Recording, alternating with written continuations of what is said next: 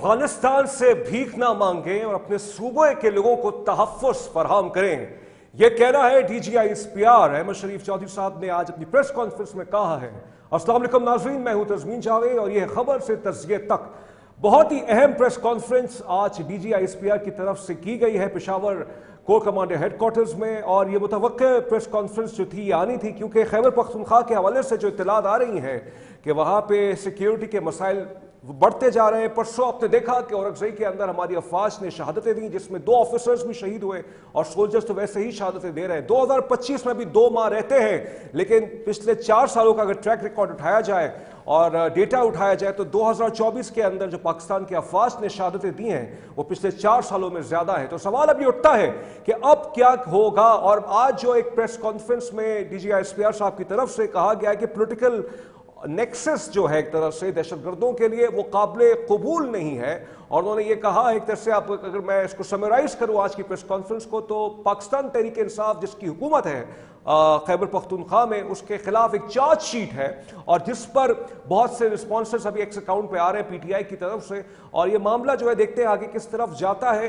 लेकिन DGISPR ने बहुत कैटेगोरिकली जो है ये बात कह दी है कि हम किसी भी सूरत जो है सियासी पैट्रनाइजेशन जो है वो काबिल कबूल नहीं करेंगे और दहशतगर्दों के खिलाफ एक्शन होना चाहिए। उन्होंने कहा है कि इस पर सियासत कबूल नहीं की जाएगी। और यहां तक ये कह दिया है उन्होंने कि, और बाय द वे मैं आपको एक और बात बताता चलूं, ये पाकिस्तान के मीडिया ने बहुत मिस किया है, बहुत हद तक ये मिस किया है कि जिस वक्त DGISPR की प्रेस कॉन्फ्रेंस जारी थी उसी वक्त हिंदुस्तान में न्यू दिल्ली के अंदर जो अफगानिस्तान तालिबान के जो फॉरेन मिनिस्टर हैं वो दिल्ली में मौजूद हैं, वो वहाँ पे झप्पियाँ डाल रहे हैं वहाँ के लीडरान के साथ और मुस्कुरा मुस्कुरा के मिल रहे हैं। और तो वो ऑप्टिक्स थे वहाँ पे दिल्ली के अंदर और पेशावर के अंदर ये मामला चल रहे हैं। तो उसके हवाले से आज बात करते हैं कि अब क्या हो जाएगा, अब क्या होने जा रहा है खैबर पख्तूनख्वा के हवाले से, जो कि वहाँ पे आवाम शहादतें दे रहे हैं, फौज शहादतें दे रही है। वली अमीन गंडापुर साहब वहाँ तो मौजूद नहीं है। अब कौन किसके सर पे ताज सजेगा? सुहेल अफरीदी को पाकिस्तान तहरीक इंसाफ ने नामजद तो कर दिया है,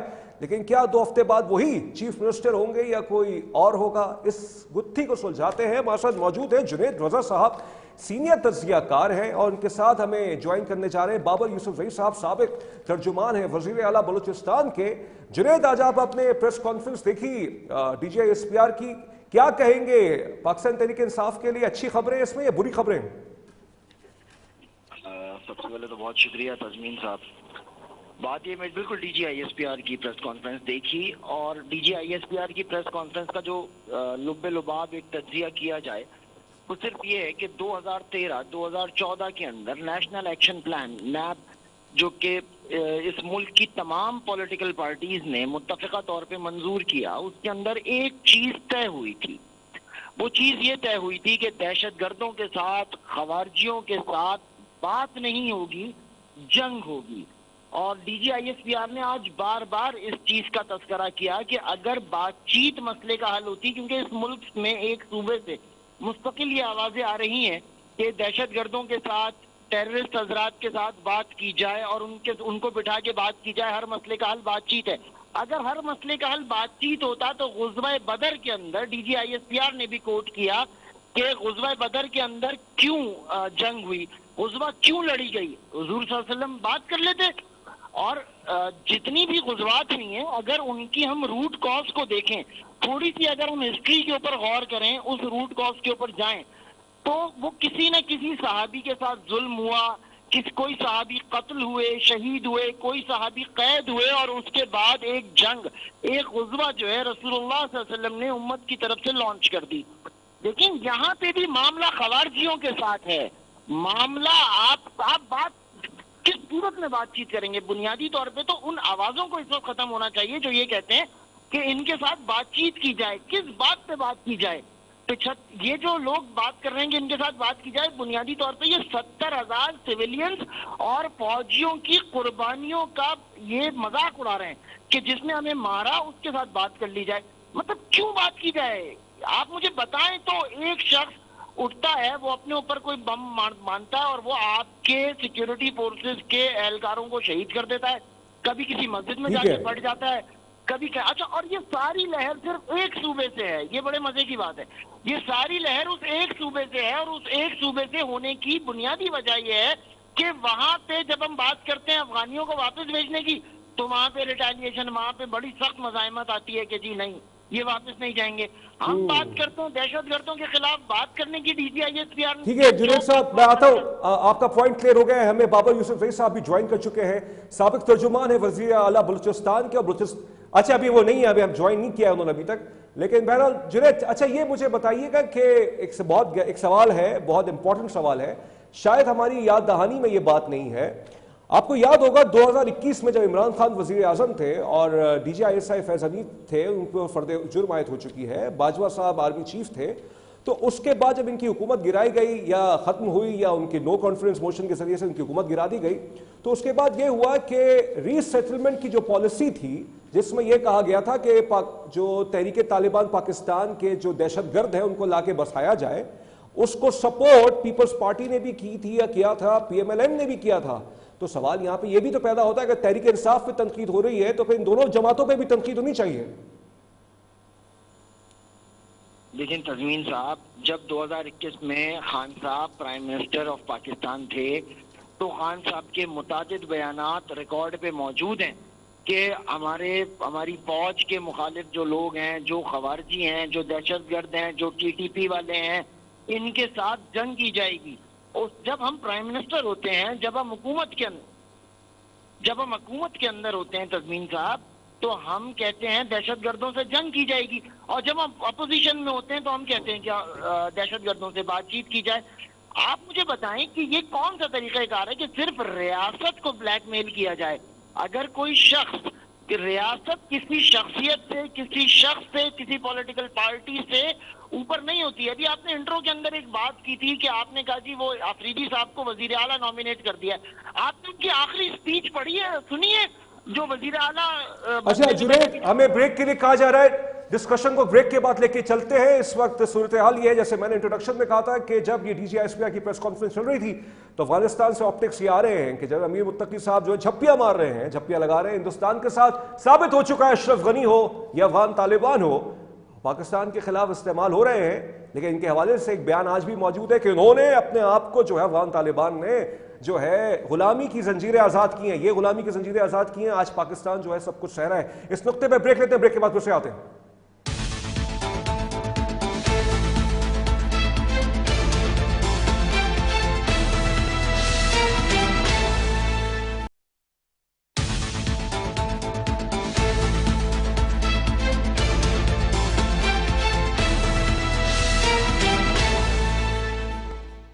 ब्रेक के बाद खुशामदीद। आज हम प्रोग्राम कर रहे हैं DGI की प्रेस कॉन्फ्रेंस में जो नुकात हैं, जिसमें बहुत कुछ तफसीलन 2 घंटे की प्रेस कॉन्फ्रेंस थी। हमें ज्वाइन कर चुके हैं बाबर यूसुफजई साहब, सीनियर सियासतदान हैं और साबिक तर्जुमान रह चुके हैं वजीर आला बलूचिस्तान के। बलूचिस्तान के हवाले से भी आपको मालूम है कि हर रोज जो खबरें आती हैं वो कोई हौसला अफजा खबरें नहीं है। दहशतगर्दी के खिलाफ हमारी अफवाज हो या वहां के लॉ इन्फोर्समेंट एजेंसीज के एहलकार हो, शहादतें दे रहे। बाबर साहब, आज आपने ये प्रेस कॉन्फ्रेंस सुनी DGI की, और कॉमेंट्स, अच्छा एक बात ये लगती है इसके जरिए से पाकिस्तान तहरीक इंसाफ का तो तस्करा उसमें उन्होंने नहीं किया, लेकिन उन्होंने ये बात तो कह दी है कि जो खैबर पख्तूनख्वा में दहशतगर्दी के मामलात हैं उसकी जिम्मेदारी एक फर्द वाहिद पर जाती है। वो फर्द वाहिद आपको भी मालूम है वो कौन है जिसका वो इंडिकेट कर रहे हैं, आपके उनकी बात से मुत्तफिक हैं? जी बिस्मिल्लाहिर्रहमानिर्रहीम। देखें, इसमें कोई दो राय नहीं है कि माजी में दहशतगर्दों को वापस लाकर खैबर पख्तूनख्वा में किया, और उस वक्त जिस शख्स की हुकूमत थी वो उसका जिम्मेदार है। उस वक्त जो DGI थे या वहां के कोर कमांडर पिशावर थे वो उसके जिम्मेदार हैं। बिल्कुल आज अगर पाकिस्तान में दहशतगर्दी है तो ये वही दहशतगर्द हैं जो उस वक्त आए और उन्हें यहाँ पर बसाया गया, उन्हें यहाँ पर जो है ना आबाद किया गया, यहाँ पर स्ट्रेंथन किया गया। आज वही दहशत मासूम पाकिस्तानियों का खून बहा रहे हैं। तो मैं DGI की इस बात से बिल्कुल इत्तेफाक करता हूँ। उन्होंने जैसा बताया कि माजी में एक शख्स ने यहाँ पर दहशतगर्दों को लाकर इतना फैसिलिटेट किया कि आज वो दहशतगर्द रियासत पाकिस्तान को चैलेंज कर रहे हैं। आज वो दहशतगर्द पाकिस्तान के मासूम शहरियों का कत्लेआम कर रहे हैं, मासूम शहरियों को शहीद कर रहे हैं। परसों हमारे 11 ऑफिसर और जवान शहीद हुए हैं, तो इनका खून का जिम्मा भी उन्हीं शख्स के जिम्मे है। और मैं समझता हूँ कि DGI ने जो आज जो ब्रीफ किया है बिल्कुल सही कहा है। बिल्कुल इसमें वो शख्स शामिल है जिन्होंने यहाँ पर पाकिस्तान में दहशतगर्दों को दोबारा आबाद किया। ठीक है, आप ये कह रहे हैं कि आप एक तरह से समझते हैं कि बिल्कुल इनका पॉइंट ऑफ व्यू बिल्कुल सही है। अच्छा जुनैद साहब, आज तारीफ भी की गई है पंजाब हुकूमत की और सिंध हुकूमत की कि दहशतगर्दी के खिलाफ ये लोग अच्छी जंग कर रहे हैं। आप बहुत से मामलात में सिंध हुकूमत को लोगों को बहुत करीब से देखते हैं। एक सवाल ये पैदा होता है कि खैबर पख्तूनख्वा जो है वो फ्रंट लाइन का सूबा है, मतलब सरहदें जो है वहीं से दहशतगर्द पेनिट्रेट होते हैं, फिर जब पंजाब और सिंध तक आते आते उनको कुचल दिया जाता है। क्योंकि पहला जो असर आता है दहशतगर्दी का वो खैबर पख्तूनख्वा पे आता है। लेकिन डीजीआई इस्पियार साहब के बकौल वहां के जो मामलात है एडमिनिस्ट्रेटिव वो बहुत बेहतर है केपी के हवाले से, लेकिन बलूचिस्तान का तस्करा उन्होंने नहीं किया। आप इस पर भी कमेंट कीजिए। और दूसरा, जो बलूचिस्तान के अंदर जो मामलात हैं दहशतगर्दी के हवाले से, उस पर भी एक वाज़ेह बयान आना चाहिए। जी देखिए, बिल्कुल डीजीआई इस्पियार ने जो आज जो ब्रीफिंग दी है उसमें उन्होंने सिंध और पंजाब की तारीफ की कि सिंध और पंजाब जो है वो फितनतुल हिंदुस्तान हो या फितनतुल ख्वारिज हो, उनका सर कुचल दिया जाता है। बस के हवाले से उन्होंने नहीं कहा इस वक्त अगर कोई फितनतुल हिंदुस्तान की वजह से सबसे ज्यादा जो मुतासर है वो बलूचिस्तान है।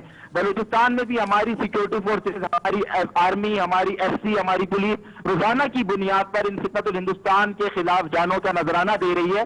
कल ही कोयटा के बेटे, पाकिस्तान के बेटे, बलूचिस्तान के बेटे मेजर सुल्तान दराबंद में फितनतुल ख्वारिज का मुकाबला करते हुए शहीद हुए। उन्होंने 7 से ज्यादा फितनतुल ख्वारिज को जहन्नुम हासिल किया। लेकिन आज की प्रेस कॉन्फ्रेंस में मैं समझता हूं कि बलूचिस्तान का जिक्र ना करना यह भी ज्यादती है। बलूचिस्तान में फितनतुल हिंदुस्तान की इतनी ज्यादा इन्वॉल्वमेंट है तो वो चाहते हैं कि बलूचिस्तान को पाकिस्तान से अलग किया जाए। और केपी में जिस तरीके से उन्होंने केपी का अगर जिक्र नहीं किया, केपी में सबसे ज्यादा इस टाइम शोरश है, केपी के हालात सबसे ज्यादा खराब है। लेकिन केपी में जो हुकूमत बैठी हुई है, सब कुछ फौज ने तो नहीं करना, हुकूमत ने भी करना है। गुज़िश्ता 13 सालों में जो केपी की हुकूमत बैठी हुई है, आप बताएं वो क्यों दहशतगर्दों को कंट्रोल नहीं कर रही? ठीक है, सही है बाबर साहब, आपका पॉइंट आगे। जुनेर साहब आप सुन सकते हैं, आवाज आ रही है आपको? जुनेर साहब, ओके जुनेर साहब बताइएगा, ये मैंने वो सवाल जो बाबर साहब के सामने किया था आपके सामने दोहरा देता हूं। पंजाब और सिंध की तारीफ की गई है और कहा गया है कि पंजाब और सिंध जो है दहशतगर्दी के खिलाफ अच्छी तरह से कार्रवाई कर रहे हैं। बिल्कुल खुशी होती है अगर किसी सूबे की तारीफ होती है, लेकिन वही सवाल जो बाबर साहब से किया था कि खैबर पख्तूनख्वा में सबसे पहले वहां के लोग कुर्बानियां देते हैं और फिर जाके असरात कम हो जाते हैं। तो पंजाब और सिंध की हुकूमत की अच्छी कार्रवाई है या आपको लगता है कि दहशतगर्दों तक अभी तक उनकी रसाई सिंध और पंजाब में नहीं है पॉसिबल? देखें तज़मीन साहब, बात यह है कि इसमें तो कोई दो राय नहीं है कि पंजाब के अंदर पुलिस और सिंध के अंदर पुलिस एक गवर्नेंस बहरहाल कायम करने की कहीं ना कहीं कोशिश होती है। सिंध पुलिस हो, पंजाब पुलिस हो, सिंध रेंजर्स हो या पंजाब रेंजर्स हो, इनकी एक बहरहाल एक रिट सलामत है। केपीके के अंदर इदारों ने बहुत कुर्बानियां दी हैं। तो अगर हमारे सामने हो आज प्रेस कॉन्फ्रेंस के अंदर भी डीजीआईएसपीआर ने केपी पुलिस की बहुत तारीफ की है, लेकिन यहाँ से खवारजियों, फितनतुल हिंदुस्तान के लिए या फितनतुल खवारिज के लिए हमदर्दी नहीं है पंजाब और सिंध के अंदर। थोड़ी सी पॉइंट को पकड़ने की कोशिश करें, वहां पे हमदर्दी आ रही है, यहाँ पे सिंपैथी नहीं है गवर्नमेंट की। यहाँ पे कोई आदमी नहीं खड़ा होता, किसी पॉलिटिकल पार्टी का पंजाब और सिंध में नहीं खड़ा होता जो कहे कि अफगानियों को वापस नहीं जाना चाहिए। कोई एक शख्स खड़े होकर ये बात नहीं करता कि दहशतगर्दों से बात करनी चाहिए, बल्कि एक पेज पर हैं तमाम पॉलिटिकल पार्टीज।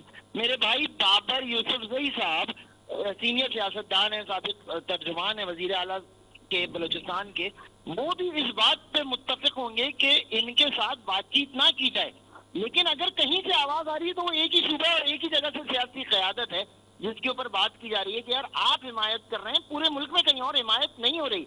और बाबर यूसुफजई साहब ने बिल्कुल सही कहा कि अगर केपी के बाद कहीं कुर्बानियां दी गई हैं, इस वक्त दहशतगर्दी के खिलाफ कहीं जंग जारी है तो नहीं, लेकिन जुनेर साहब ये हिमायत कौन कर रहा है? आप नाम लेके बात कीजिए। तहरीक इंसाफ में कौन सा लीडर है जो फितनतुल खवारिज से नाम लेके कहता है कि बिल्कुल सही है?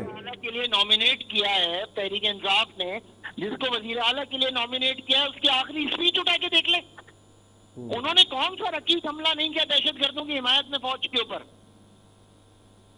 सही, ठीक है, इस पे कभी करते हैं बात। इस पे जाहिर पाकिस्तान तहरीक इंसाफ से हमने बहुत कोशिश की रब्ता करने की, वो आज नहीं आए। लेकिन बाबर साहब, आपसे मेरा ये सवाल है कि बलूचिस्तान के हवाले से भी जो खबरें आती हैं हौसला अफजा नहीं आती। हमने देखा कि पिछले 2 या 3 रोज पहले एक जज साहब को भी अटैक किया गया, उनको गालिबन अगवा करने की भी कोशिश की गई। तो बलूचिस्तान से कभी बैंक जलाने की खबरें आ रही हैं, वहां पे भी गवर्नेंस के शदीद मसाइल हैं। इतने मसाइल हैं कि मतलब अगर केपी में भी है तो बलूचिस्तान में भी हैं। तो बलूचिस्तान के हवाले से क्या स्ट्रैटेजी बनाई जा रही है, कुछ इत्तलात है आपके पास? लेकिन मैं बहुत पहले ये कहता आ रहा हूं कि बलूचिस्तान के मसले का जो हल है वो एक ही हल है कि हिंदुस्तान का सर कुचला जाए।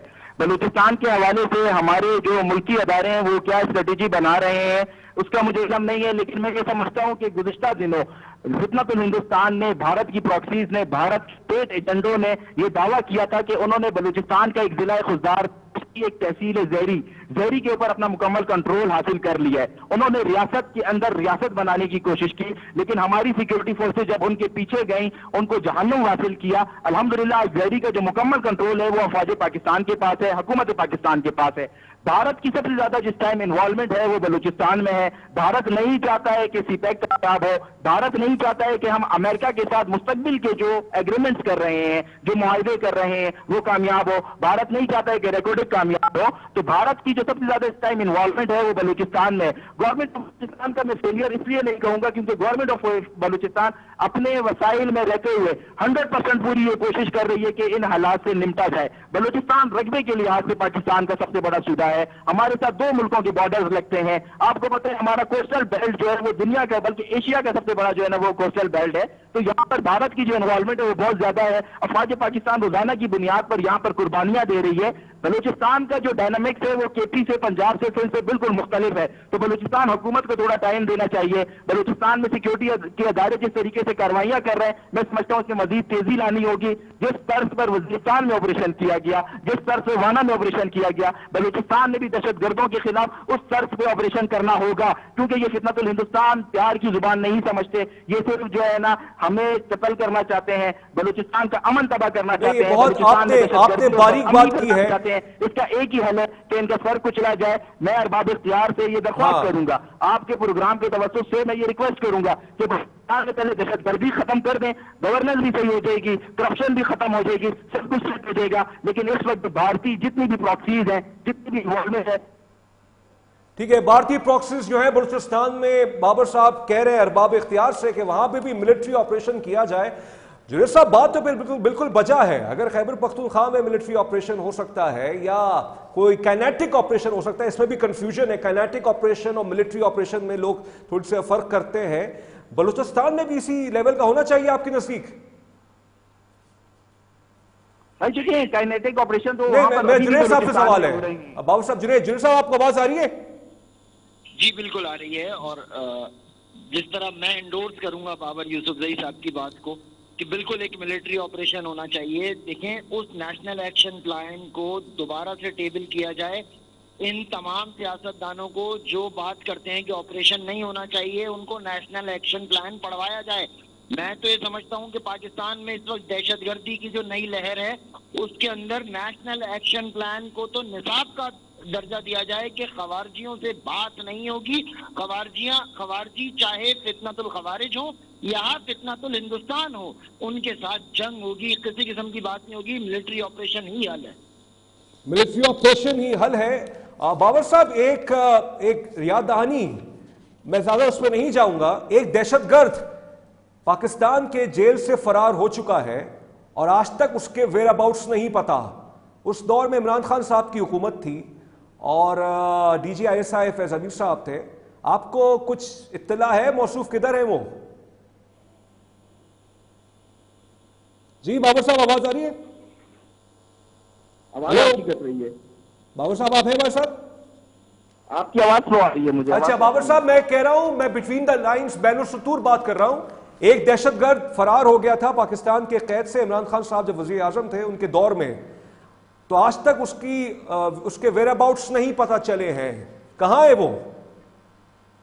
देखिए, ये जितने भी दहशतगर्द हैं ये भारत में छुपे हुए हैं या ये अफगानिस्तान में छुपे हुए हैं। इनके कैंप्स जितने भी हैं वो अफगानिस्तान में हैं, इनके कैंप्स जितने भी हैं ये भारत में हैं। अल्लाह नजर के ऊपर हमारी सिक्योरिटी फोर्सेज जो स्ट्राइक करती हैं वो जख्मी होते हैं, उसके बाद उनकी भारत के अस्पतालों की तस्वीर आ रही होती है कि वो भारत में अपना इलाज करवा रहे होते हैं, वो भारत में ट्रीटमेंट ले रहे होते हैं। बलूचिस्तान में जो इंसर्जेंसी है इसके पीछे बहुत टोटली भारत इन्वॉल्व है। यहाँ पर हमारे मासूम बच्चों का कत्ल हो, मासूम मुसाफिरों का कत्ल हो, आम शहरियों का कत्ल हो, इसमें भारत इन्वॉल्व है। अभी एक 10 दिन पहले अब कोयटा में IGFC के घर पर, FC हेडक्वार्टर पर एक खुद को हमला हुआ है। उसके ताने बाने देखें अफगानिस्तान से मिलते हैं। अफगानिस्तान से फंडिंग किसने की? भारत ने उन्हें फंडिंग की है। तो मैं ये समझता हूं कि अब बस बहुत हो गया, हमें भारत हो या अफगानिस्तान हो, कल जो पाकिस्तान ने अफगानिस्तान को शटअप कॉल दी है, मैं समझता हूं कि ये बहुत पहले देनी चाहिए थी। आज DGI-SPR ने कहा है कि रियासत से बढ़कर कुछ भी नहीं है, हम अपनी रियासत के लिए और अपने लोगों के तहफ़्फ़ुज़ के लिए अमली इक़दाम करेंगे, और मैं समझता हूं कि हमें अमली इक़दाम करने होंगे।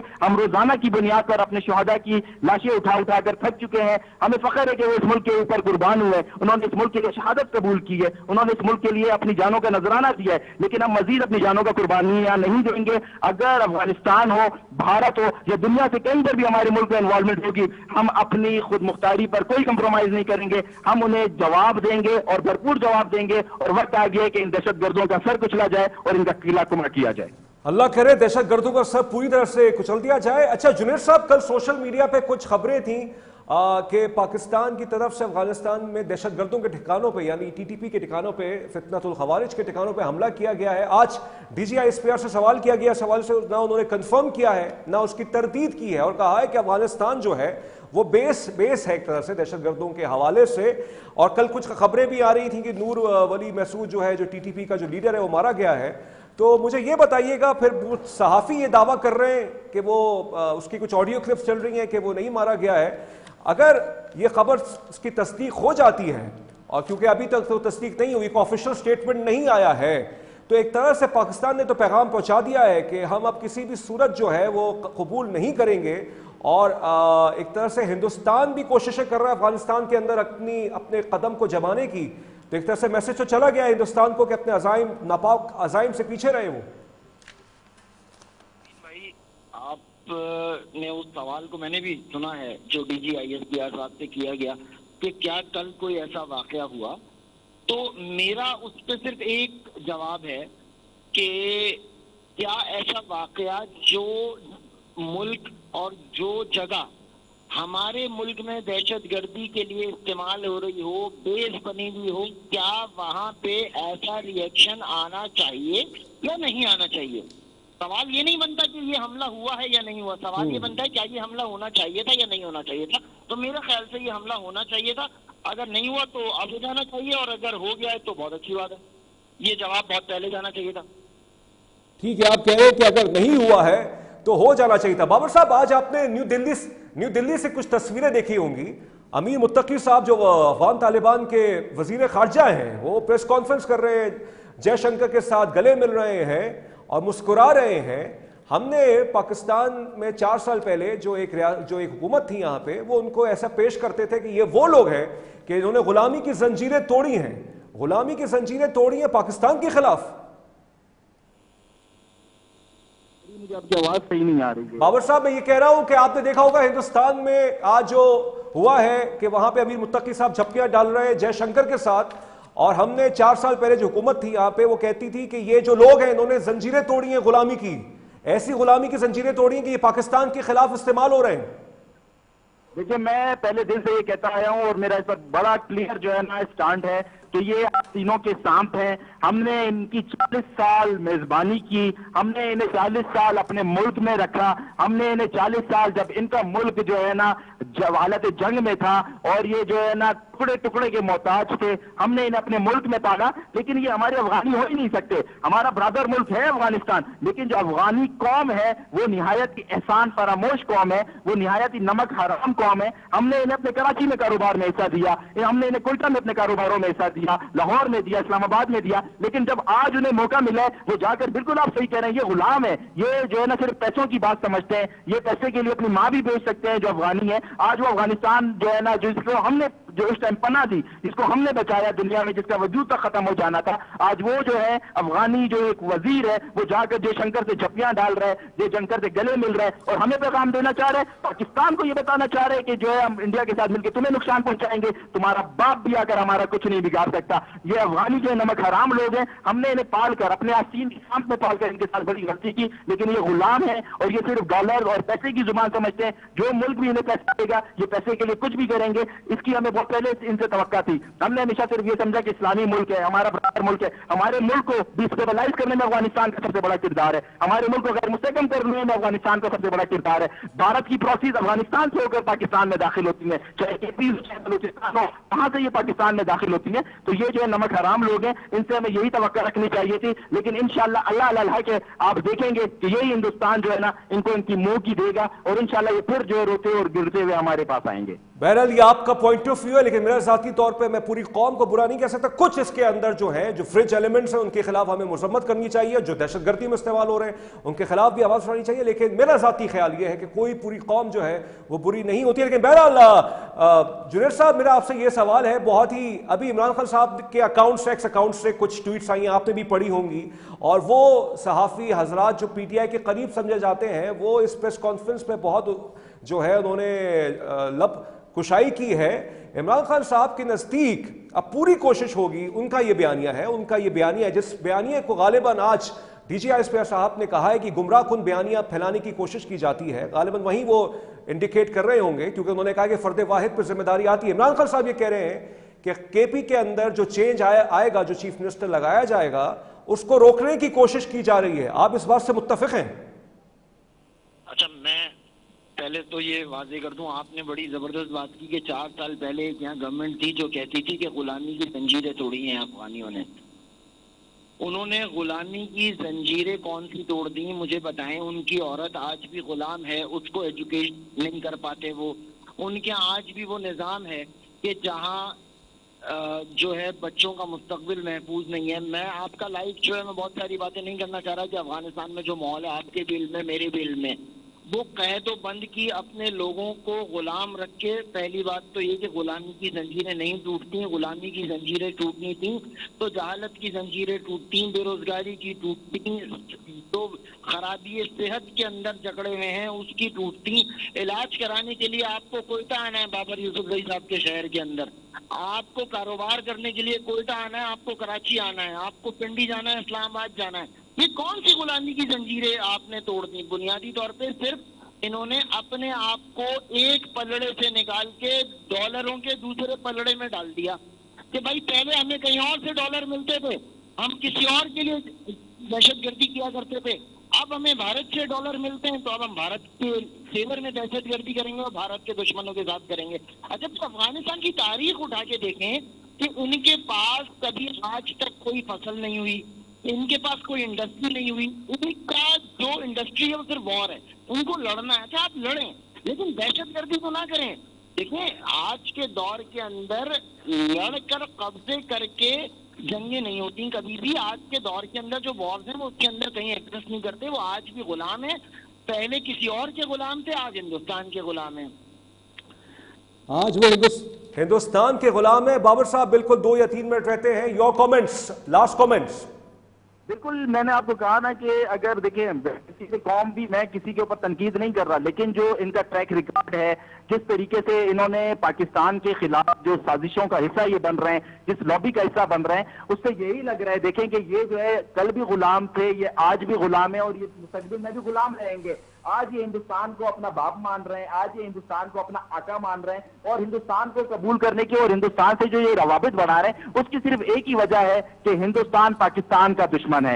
ये इसलिए हिंदुस्तान के पास जा रहे हैं, ये गुलाम है, ये अपनी कीमत बढ़ाना चाहते हैं, ये हिंदुस्तान से पैसे लेना चाहते हैं। पहले ये जो है ना लेकर जो है ये चलते रहे और इन्होंने अपने मुल्क को चलाया, अब उसके बाद ये जो है ना हिंदुस्तान की गोद में बैठना चाहते हैं। आज पूरी दुनिया, अमेरिका समेत पूरी दुनिया भारत को छूट चुकी है, लेकिन ये जाकर जो है भारत की गोद में बैठ रहे हैं। ये कल भी गुलाम थे, ये आज भी गुलाम है। इनके साथ जितनी अच्छाई हमने की है बहैसियत कौम, इनके साथ दुनिया में किसी ने अच्छाई नहीं की। तो देखिए, मेरा जो ये गम और गुस्सा है ये बिल्कुल बनता है। हमने इन्हें अपनी जायदादों में शरीक किया, अपने कारोबारों में शरीक किया, 40 साल तक हमने इनकी मेजबानी की, 40 साल तक इन्हें हमने अपने सूबे में रखा। मेरे भाई जुनेद कह रहे थे, बिल्कुल आज भी अफगानिस्तान में अगर किसी को जो है ना कोई मलेरिया भी होता है तो वो इलाज करवाने के लिए कोयटा आता है, हमारे अस्पतालों में आता है, हमारे सूबे के जो है ना आकर हमारे हिस्से की जो दवाइयां हैं वो लेकर जाता है। सरकारी अस्पतालों में जो हमारे बेड है वो बलूचिस्तान से लोगों से ज्यादा अफगानिस्तान के लोगों के लिए बुक होते हैं और हम हमदर्दी के तहत, इंसानी हमदर्दी के लिए इनको जगह देते हैं कि चले आए, इनका इलाज हो जाए। इनके मुल्क में ये सहूलियात नहीं है। ठीक है बाबर साहब, आपका नुक्ता आ गया। बहुत शुक्रिया आपका बाबर यूसुफ जई साहब, बहुत शुक्रिया आपका जुनेद रजा साहब। आप दोनों मोअज़्ज़ज़ मेहमान हमारे प्रोग्राम में। नाज़रीन, आज आपने DGI-SPR की प्रेस कॉन्फ्रेंस में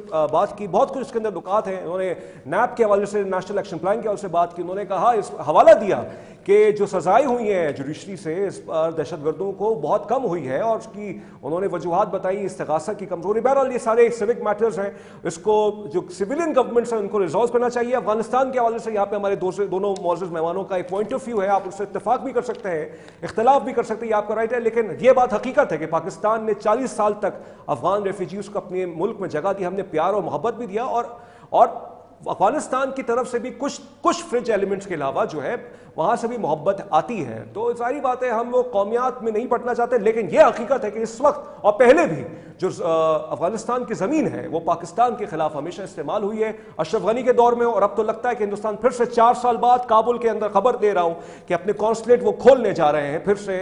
तो हिंदुस्तान जो है पाकिस्तान के करीब आके फिर से TTP को वो सपोर्ट कर सकता है। अच्छा, एक और मैं आपको खबर देता चलूं, डोनाल्ड ट्रंप साहब जो है, जो अमेरिकी सदर हैं, उनकी पूरी कोशिश थी, बल्कि एक शेर में पढ़ दूं कि दिल के अरमान आंसुओं में बह गए, उनको नोबेल पीस प्राइज नहीं मिला, और नोबेल पीस प्राइज मिला है वेनेजुएला की ऑपोजिशन लीडर मारिया कोरेना को। तो डोनाल्ड ट्रंप साहब को तो नोबेल पीस प्राइज नहीं मिला, उनकी पूरी कोशिश थी, बार बार कहते कि मैंने दुनिया में 7 जंगें रुकवाई, अक़वाम मुत्तहिदा को मुझे अवार्ड देना चाहिए, उसने कुछ नहीं किया। नोबेल पीस प्राइज तो डोनाल्ड ट्रंप को नहीं मिला, और अब उनका जो एक पर्सनैलिटी है वो बहुत इंपल्सिव है। तो क्या दुनिया में फिर से वो जंगें शुरू करवा देंगे? फ्रस्ट्रेशन के मारे कुछ भी कर सकते हैं। बहरहाल ये वक्त बताएगा। तस्मीन जावेद को खबर से तर्ज़िए तक से इजाजत दीजिए, अपना बहुत ख्याल रखिएगा, अल्लाह हाफ़िज़।